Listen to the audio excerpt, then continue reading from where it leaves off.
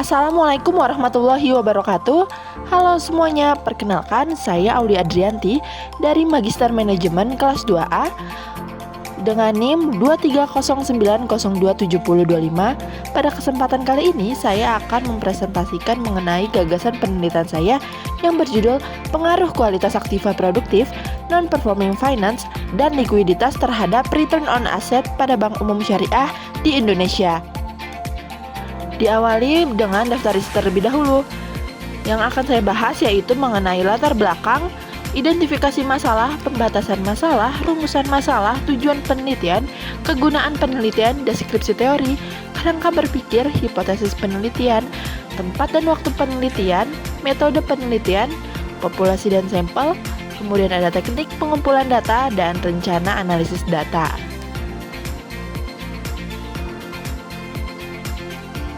Dimulai dari latar belakang penelitian terlebih dahulu ya. Sejak diberlakukannya Undang-Undang Perbankan Syariah pada tahun 2008, perbankan syariah di Indonesia telah mengalami pertumbuhan yang signifikan. Bank Umum Syariah di Indonesia berperan sangat penting dalam mendukung ekonomi berbasis syariah dengan berbagai produk dan layanan yang disesuaikan dengan prinsip syariah. Dalam industri perbankan syariah, return on asset adalah salah satu indikator kinerja keuangan utama yang sangat diwaspadai. ROA ini mencerminkan kemampuan bank untuk menghasilkan laba dari aset yang dimilikinya. Namun, perbankan syariah ini memiliki karakteristik tersendiri yang perlu diperhatikan dalam penelitian ini. Studi ini penting untuk membantu memahami faktor-faktor apa saja yang berkontribusi terhadap ROA pada Bank Umum Syariah di Indonesia. Melalui analisis terhadap kualitas aktiva produktif, tingkat NPF, dan tingkat likuiditas, dapat dilihat bagaimana setiap faktor ini berpengaruh terhadap kinerja keuangan bank syariah secara keseluruhan. Penelitian ini tidak hanya bermanfaat bagi akademisi dalam memperluas pemahaman tentang keuangan syariah, tetapi juga bagi praktisi perbankan syariah untuk meningkatkan strategi pengelolaan risiko dan meningkatkan kinerja keuangan mereka. Kemudian ada identifikasi masalah. Nah, yang pertama ini masalah dalam manajemen kredit atau ketahanan ekonomi bisa mempengaruhi kualitas aktiva produktif yang pada gilirannya dapat mempengaruhi ROA. Yang kedua, tingginya tingkat NPF bisa menjadi indikasi buruk bagi bank karena hal ini dapat menandakan adanya masalah dalam penyaluran kredit atau manajemen risiko yang tidak efektif. Kemudian yang ketiga, masalah likuiditas ini bisa muncul jika bank tidak mampu memenuhi kewajiban finansialnya dengan tepat waktu. Hal ini dapat mengganggu operasional bank dan mempengaruhi kemampuan bank untuk mencapai ROA yang optimal. Kemudian yang keempat, bagaimana hubungan antara kualitas aktiva produktif, NPF, dan likuiditas dengan ROA secara spesifik di bank-bank syariah. Penting untuk mengetahui apakah faktor-faktor ini memiliki pengaruh langsung atau tidak langsung terhadap ROA dan bagaimana interaksi antara mereka dapat dielaborasi dalam konteks syariah. Kemudian lanjut ke batasan masalah.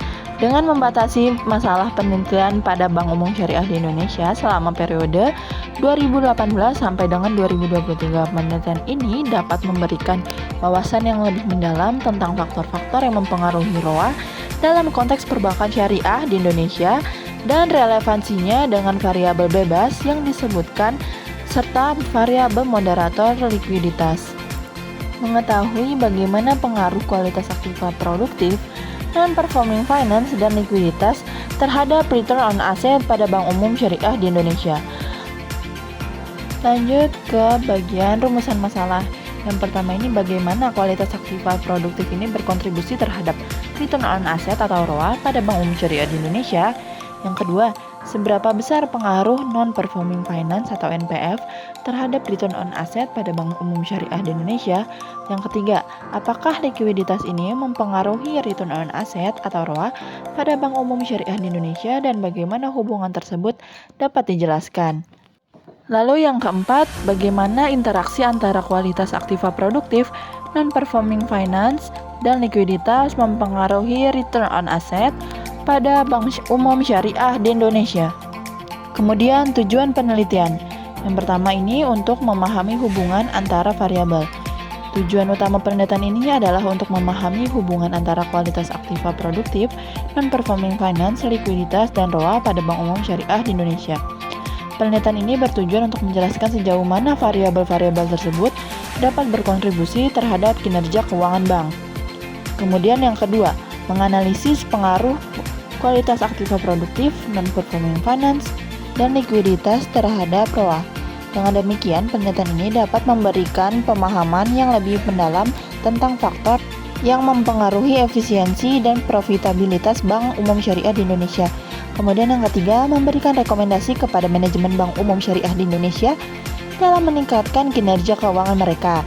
Dengan memahami faktor yang mempengaruhi ROA, manajemen dapat mengambil langkah-langkah yang tepat untuk meningkatkan efisiensi dan profitabilitas bank.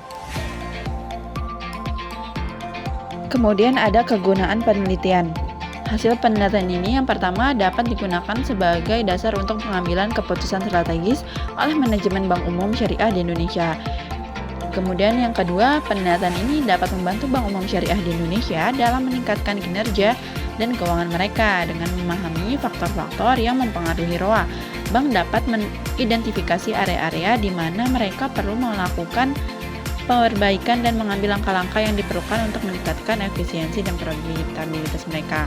Kemudian yang ketiga, penelitian ini juga dapat memberikan kontribusi terhadap literatur akademik tentang perbankan syariah. Hasil penelitian ini dapat digunakan sebagai referensi bagi peneliti yang tertarik melakukan penelitian serupa dan memperluas pengetahuan faktor-faktor yang mempengaruhinya. Lanjut dengan deskripsi teori. Yang pertama ada deskripsi ROA. Return on Asset, hasil pengembalian atas aset merupakan rasio yang menunjukkan seberapa besar kontribusi aset dalam menciptakan laba bersih, menurut Harry 2020. Kemudian, rasio imbal hasil aset atau return on asset disebut juga rasio kekuatan laba atau earning power ratio, menggambarkan kemampuan perusahaan dalam menghasilkan laba dari sumber daya aset yang tersedia, menurut Pirmatua Sirait 2017. Kemudian, return on asset sering juga disebut tingkat pengembalian aset atas investasi yang mengukur pengembalian atas total aktiva setelah bunga dari pajak. Hasil pengembalian total aktiva menunjukkan kinerja manajemen dan menggunakan aktiva perusahaan untuk menghasilkan laba, menurut Slamet 2019. Kemudian, sintesis dari ketiga pengertian tersebut yaitu return on asset adalah rasio yang mengukur seberapa efisien perusahaan dalam menggunakan asetnya untuk menghasilkan laba bersih. Dikenal juga sebagai rasio kekuatan laba atau earning power ratio, ROA mencerminkan kemampuan perusahaan dalam menghasilkan laba dari sumber daya atau aset yang tersedia. ROA juga dapat dianggap sebagai tingkat pengembalian atau investasi karena mengukur pengembalian atas total aktiva setelah bunga dari pajak. Hasil pengembalian total aktiva menunjukkan kinerja manajemen dalam menggunakan aktivitas perusahaan.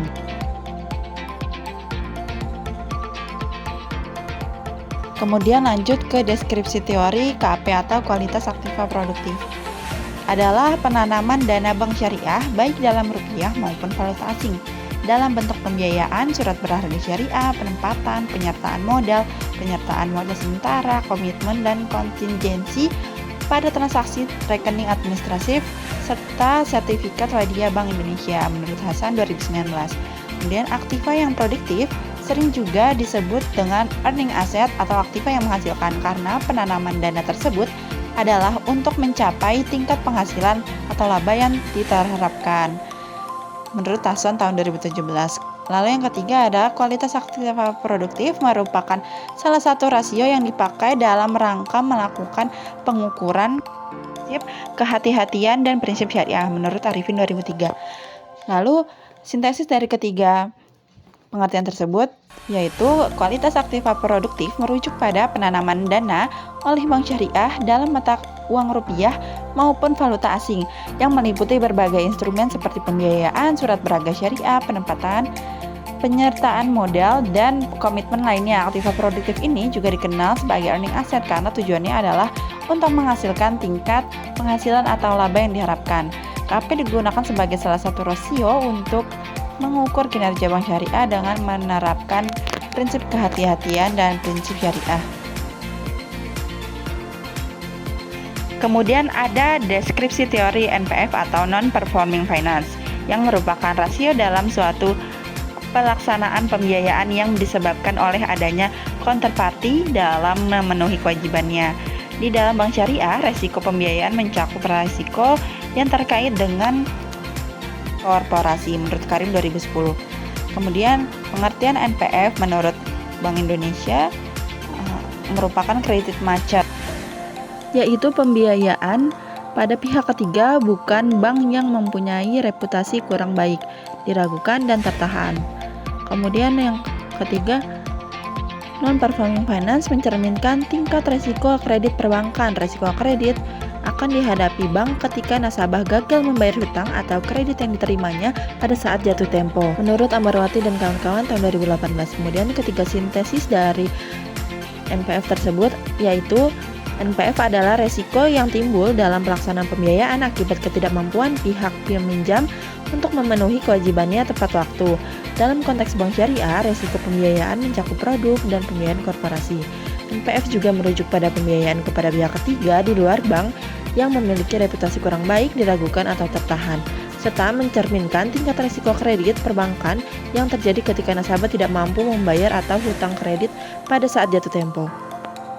Lanjut ke dalam deskripsi likuiditas. Likuiditas yang pertama yaitu likuiditas berarti kemampuan perusahaan memenuhi seluruh kewajiban-kewajiban jangka pendeknya baik kepada pihak eksternal dalam bentuk pemenuhan kewajiban utang-utang jangka pendek yang jatuh tempo tidak lebih dari 1 tahun dan kewajiban-kewajiban menyediakan unsur-unsur aset lancar yang diperlukan untuk kelancaran operasional perusahaan sehari-hari seperti gaji karyawan, pengadaan bahan baku, pengadaan bahan penolong. Jenisnya menurut Sugeng 2017. Kemudian yang pengertian kedua, likuiditas adalah kemampuan untuk memenuhi seluruh kewajiban yang harus dilunasi segera dalam waktu yang singkat. Beberapa contoh hutang jangka pendek perusahaan adalah pajak, hutang usaha, dividen, dan lain-lain. Menurut Hasan et al. 2022.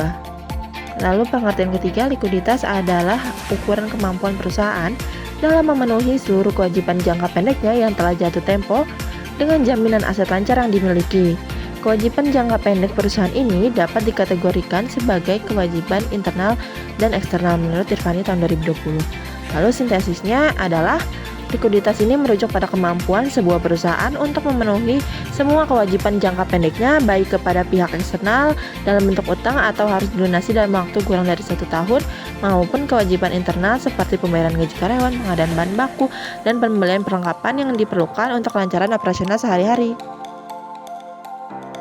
Lanjut ke kerangka berpikir apakah ROA ini dapat dipengaruhi oleh KAP, NPF, dan likuiditas. KAP yang tinggi menandakan bahwa bank memiliki portofolio kredit yang berkualitas, yang pada gilirannya dapat meningkatkan ROA karena menurunkan biaya pengelolaan risiko kredit dan meningkatkan pendapatan bunga bersih. Tingkat NPF yang tinggi cenderung memberikan dampak negatif terhadap ROA karena menyebabkan kerugian langsung seperti kerugian kredit dan tidak langsung seperti biaya pengelolaan risiko kredit yang meningkat. Lalu ke hipotesis. Hipotesis 1, kualitas aktiva produktif memiliki pengaruh positif terhadap return on asset pada bank umum syariah di Indonesia. Hipotesis 2, non-performing finance memiliki pengaruh negatif terhadap ROA pada bank umum syariah di Indonesia. Hipotesis 3, likuiditas memiliki pengaruh positif terhadap ROA pada bank umum syariah di Indonesia. Tempat dan waktu penelitian yaitu tempatnya di website OJK, ojk.go.id, dan waktu penelitiannya waktu penyusunan proposal bulan Oktober-November, penyusunan instrumen bulan Desember, seminar proposal bulan Desember, dan revisi proposal bulan Januari, pelaksanaan penelitian bulan Januari, penyusunan bab 5 bulan bab 4 dan bab 5 bulan Februari, sidang bulan Maret, revisi bulan April, dan publikasi bulan April. Mungkin itu perkiraan dari saya. Lanjut ke metodologi penelitian. Metodologi penelitian yang digunakan adalah metode kuantitatif dengan pendekatan statistika parametrik menggunakan data sekunder yang berupa laporan keuangan bank umum syariah yang terdapat di otoritas jasa keuangan. Teknik analisis yang digunakan yaitu analisis deskriptif dengan analisis regresi linear multiple menggunakan uji asumsi klasik dan uji hipotesis menggunakan aplikasi software JASP. Kemudian lanjut ke populasi dan sampel. Populasi adalah sekelompok objek yang menjadi sasaran penelitian populasi. Dalam penelitian ini adalah bank umum syariah yang terdaftar di leasing atau otoritas jasa keuangan. Sampelnya yaitu bagian dari jumlah dan karakteristik yang dimiliki oleh populasi tersebut. Sampel dalam penelitian ini adalah laporan keuangan tahunan yang dimiliki bank umum syariah yang terdaftar di OJK Indonesia cabang Jakarta 2018 sampai tahun 2023. Teknik pengumpulan data. Yang pertama itu data sekunder menggunakan metode dokumentasi, yaitu merupakan teknik pengumpulan data yang menggunakan berbagai jenis dokumen sebagai sumber informasi untuk penelitian atau analisis. Dapat digunakan untuk pengumpulan data sebagai bentuk laporan keuangan. Kemudian dokumen-dokumen regulasi dan kebijakan dari OJK dan Bank Indonesia mengenai standar pengelolaan risiko, pelaporan keuangan, dan praktik dalam industri. Lalu teknik pengumpulan datanya. Ini ada yang kisi-kisi instrumen penelitiannya. Nah, definisi operasional itu rasio untuk mengukur manajemen bank dalam mengelola aset guna memperoleh keuntungan atau laba secara keseluruhan menurut Kasmi 2008. Indikatornya profitabilitas dan kinerja bank. Butuh pertanyaannya profitabilitas nomor 1 sampai 5, kinerja bank sampai 6 sampai 10.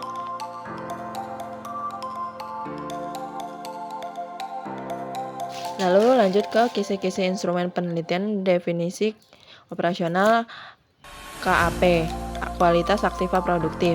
Semua aktivitas dalam rupiah maupun valuta asing yang dimiliki dengan maksud untuk memperoleh penghasilan sesuai dengan fungsinya. Indikatornya melihat kondisi aset. Butir pertanyaannya nomor 11 sampai dengan 15. Kemudian indikator kedua mengantisipasi risiko gagal bayar. Butir pertanyaan nomor 16 sampai dengan 20. Lanjut ke kisi-kisi instrumen NPF, yaitu rasio antara pembiayaan masalah dengan total pembiayaan yang dilakukan oleh bank syariah. Contohnya seperti kredit bermasalah, kurang lancar, dilakukan, dan macet. Kredit bermasalah dari butir pertanyaan 21 sampai 25, kredit kurang lancar 26 sampai 30, kredit diragukan 31 sampai 35, kredit macet 36 sampai 40.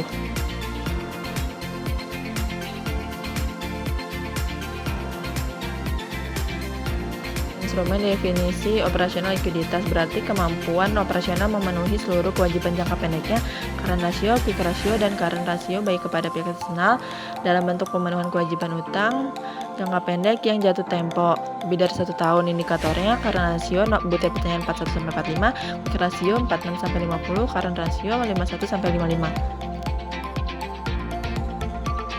Lanjut yang terakhir yaitu rencana analisis data, yaitu teknik analisis yang digunakan adalah analisis deskriptif dengan analisis regresi linear multiple menggunakan uji asumsi klasik yang terdiri dari uji normalitas, uji multikolinearitas, uji heteroskesdasitas, uji autokorelasi, dan uji hipotesis yang terdiri dari uji parsial, uji simultan, dan uji koefisien determinasi dengan menggunakan aplikasi JASP.